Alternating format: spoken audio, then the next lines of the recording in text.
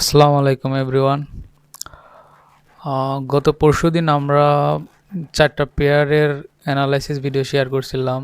তো এর মধ্যে থেকে ইউএসডি ক্যাড আমরা বাইং অপরচুনিটির জন্য অপেক্ষা করতেছিলাম যে নিচ থেকে বাই করব, বাট মার্কেট এতটা শার্প মুভ দেয় যে আমাদের আর রিটেস্টে আসার কোনো চান্সই দেয় না।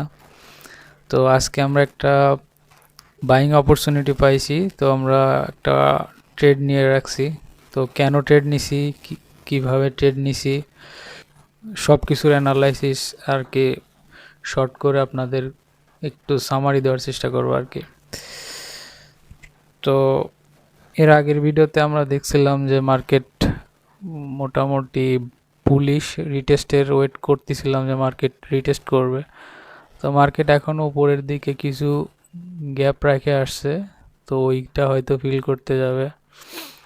আর নিচের দিকেও আসতে পারে, নিচের দিকে লিকুইডিটি আছে, ওইটা নিয়েও যেতে পারে। তো যদি মার্কেট নিচেও আসে তাহলেও আমরা বাইংয়ের অপরচুনিটি খুঁজবো, যেহেতু মার্কেটের স্ট্রাকচার 4 আওয়ার্সে এখনও চেঞ্জ হয় নাই, মার্কেট আপসাইডেই আছে। তো এখানে আমরা দেখতে পারতেছি এর আগে মানে লিকুইডিটি সুন্দর, এখানে একটা ব্রেকআউট হয়েছে। প্রথম ওইখানে যে লিকুইডিটিগুলো ছিল সেইগুলা পরে আসে গ্র্যাব করছে, এবং যে পেন্ডিং অর্ডারগুলো ছিল সবগুলা নিচে একে একে। ওইখানে খেয়াল করে দেখবেন যে 2-3 বার হচ্ছে আপনার ট্র্যাপ করছে রিটেলার ট্রেডারদের, বা ওইখানে আপনার যাই বলেন পেন্ডিং অর্ডারগুলো বারবার নিতে আসছে আর কি। অ্যান্ড লাস্ট পর্যায়ে আমরা দেখতেছি মার্কেট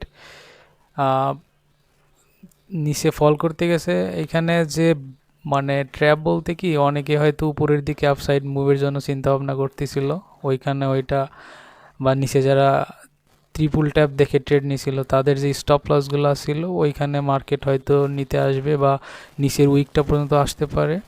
তো ওই হিসাব করে আমাদের স্টপ লসটাও নিচে দেওয়া আছে। তো আমার ওইখানে একটা সুন্দর একটা ইমব্যালেন্স ছিল, বাট ইমব্যালেন্সটা ওভারল্যাপ করছে। ওইখানে একটা ইনস্টিটিউশন ক্যান্ডেলও দেখতে পারতেছি বাম সাইডে। তো ওইখানে হয়তো ক্যান্ডেলের লিকুইডিটি বা ওইখানে যে পেন্ডিং অর্ডারগুলো আছে ওইগুলো নেওয়ার পরে হয়তো market session, new York session বা লন্ডন সেশন ওপেন হলে উপরের দিকে যাওয়ার চান্স আছে। তো মার্কেটের খুব সহজে যে উপরে যাবে তা না, এখানে মার্কেটের কিছুটা ফেজ হবে, হালকা রিটেস্ট হবে।